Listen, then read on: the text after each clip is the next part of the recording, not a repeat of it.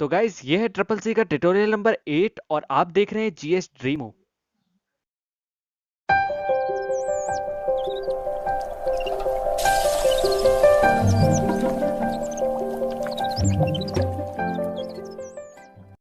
तो गाइस ये जो वीडियो है इस वीडियो में हम जानेंगे कंप्यूटर की मेमोरी के बारे में।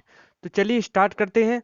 गाइस हम अपने घरों में, ऑफिस में, हर जगह कंप्यूटर का तो यूज करते ही हैं, लेकिन उसको ऑपरेट करने के लिए या फिर बोल सकते हैं उसमें डेटा या इंफॉर्मेशन को स्टोर करने के लिए हम किस डिवाइस का यूज करते हैं। तो गाइस जिस डिवाइस का हम यूज करते हैं वो होती है हमारी कंप्यूटर की मेमोरी। लेकिन क्या आप जानते हैं कि कंप्यूटर की मेमोरी कितने टाइप्स की होती है?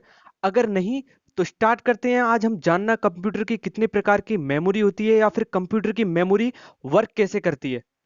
जैसे गाइस हमें किसी चीज को याद रखने के लिए या फिर किसी और काम को करने के लिए हमें अपनी मेमोरी की जरूरत होती है। ऐसे ही गाइस कंप्यूटर या फिर किसी और डिवाइस को ऑपरेट होने के लिए एक मेमोरी की बहुत जरूरत होती है।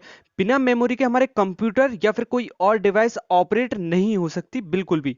लेकिन गाइस यहाँ पे समझने वाली बात ये है, जो हमारे कंप्यूटर की मेमोरी होती है ये हमारे अलग अलग पार्ट में डिवाइड होती है और ये अलग अलग फीचर्स पे ही काम करती है। गाइस हमारे जो कंप्यूटर की मेमोरी होती है इसका यूज हम डेटा और इंस्ट्रक्शन को स्टोर करने के लिए करते हैं। हमारे जो कंप्यूटर की मेमोरी होती है ये ये प्रोसेस भी करती है हमारे डेटा को। और गाइस किसी इंस्ट्रक्शन के लिए जो प्रोसेस करने के लिए डेटा चाहिए होता है ये उसको वहां प्रोवाइड कराती है।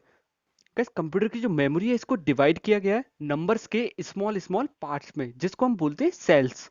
गाइस मेमोरी हमारे कंप्यूटर की सबसे ज्यादा इसेंशियल हिस्सा है, क्योंकि इसके बिना कंप्यूटर एक सिंपल छोटा सा टास्क भी नहीं कर सकता। गाइस हमारे जो कंप्यूटर हैं वो टोटली मेमोरी पे ही डिपेंड होते हैं।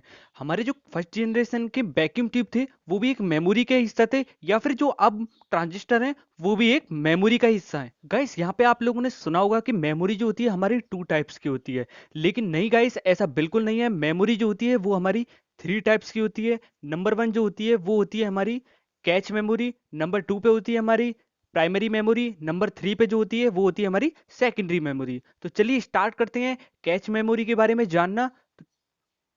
तो गाइस हमारे कंप्यूटर की जो कैच मेमोरी होती है ये हमारे कंप्यूटर की सबसे फास्ट मेमोरी होती है, जो कि बनी होती है एक हाई स्पीड सेमीकंडक्टर से। और ये करती क्या है, ये हमारे सीपीयू को स्पीड अप करती है। ये जो काम करती है ये एक बफर की तरह काम करती है।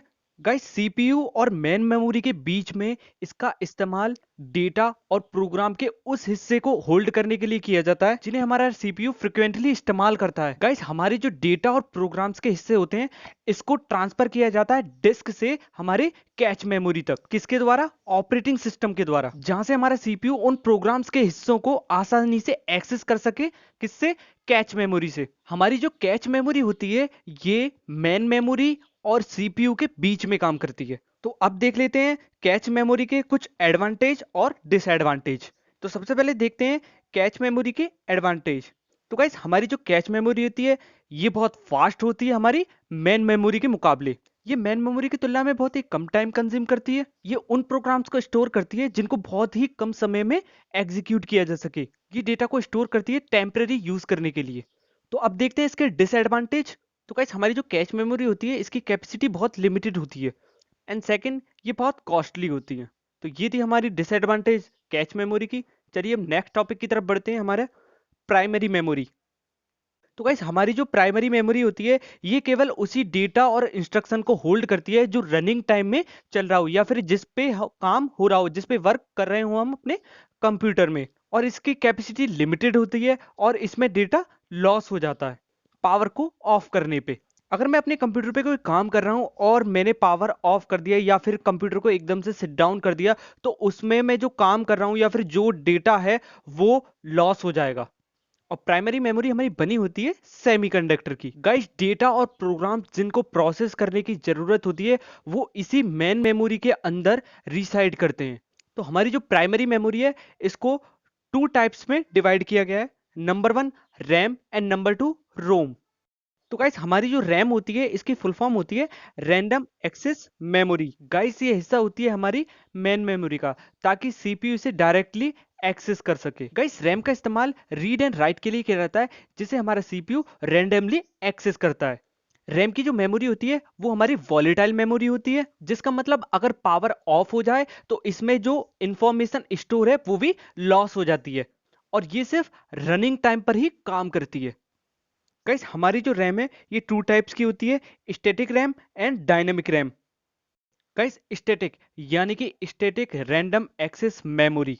गाइस इसे काम करने के लिए लगातार पावर की जरूरत होती है और ये तभी काम करती है, लगातार पावर मिलने की वजह से इसे हमें रिफ्रेश करने की भी जरूरत नहीं होती है। गाइस एसरैम जो होता है वो हमारे मेमोरी के सेल्स के लिए बहुत सारे ट्रांजिस्टर का प्रयोग करता है, लेकिन इसमें हर सेल के लिए कैपेसिटर नहीं होता है। अभी तक जो इसका प्रयोग किया गया है वो सिर्फ कैच मेमोरी में और रजिस्टर्स में किया गया है। अब आता है हमारा डी रैम। इसका जो पूरा नाम है वो है हमारा डायनेमिक रैंडम एक्सेस मेमोरी। इसे कार्य करने के लिए रिफ्रेश पावर की जरूरत होती है और इसके पास मेमोरी सेल के लिए रजिस्टर और कैपेसिटर दोनों होते हैं। तो ये थी हमारी रैम। अब आता है हमारा रोम। तो चलिए जानते हैं हम रोम के बारे में। तो रोम का जो पूरा नाम है वो है हमारा रीड ओनली मेमोरी। ये बहुत से क्रुशियल इंफॉर्मेशन जो कि सिस्टम को ऑपरेट करने के लिए बहुत ही जरूरी होते हैं, जैसे कि प्रोग्राम या फिर कंप्यूटर को बूट करने के लिए इसका इस्तेमाल किया जाता है। ये हमारा नॉन वॉलेटाइल होता है, यानी कि पावर ऑफ करने पर भी इंफॉर्मेशन और डाटा हमारा लॉस नहीं होगा। ये यूज होता है हमारे एम्बेडेड सिस्टम के लिए या फिर यूज होता है हमारे प्रोग्रामिंग के लिए, जहां पे हमें प्रोग्रामिंग में कोई चेंज नहीं करना हो। इसका जो यूज किया जाता है वो हमारे कैलकुलेटर और पेरिफेरल डिवाइस में यूज किया जाता है। गाइस हमारी जो रीड ओनली मेमोरी होती है ये हमारी 3 टाइप्स की होती है, पी रोम, ईपी रोम और ईईपी रोम। तो सबसे पहले देखते हैं हम पी रोम के बारे में। तो गाइस हमारी जो पी रोम होती है इसकी फुल फॉर्म है प्रोग्रामेबल रीड ओनली मेमोरी। इसे यूजर द्वारा प्रोग्राम किया जा सकता है और अगर एक बार प्रोग्राम कर लिया तो जो इसमें डेटा और इंफॉर्मेशन या इंस्ट्रक्शन है उसको हम दोबारा चेंज नहीं कर सकते। अब आती है हमारी ईपीरोम। तो इसकी जो फुल फॉर्म होती है वो होती है erasable programmable read only memory. इन्हें रीप्रोग्राम भी किया जा सकता है। इसमें डेटा को इरेज करने के लिए उसे एक्सपोज किया जाता है, साथ ही इसे प्रोग्राम करने के लिए हमें पुराने डेटा को पूरी तरीके से इरेज करना होता है। अब आती है बात हमारी ईईपी रोम की। तो इसका जो पूरा नाम है वो है electrical erasable programmable read only memory. Guys इसमें डेटा को इरेज किया जाता है इलेक्ट्रिक फील्ड अप्लाई करके। और गाइस अगर हम चाहें तो चिप के सभी पोर्शंस को इरेज कर सकते हैं। तो गाइस ये थी हमारी प्राइमरी मेमोरी।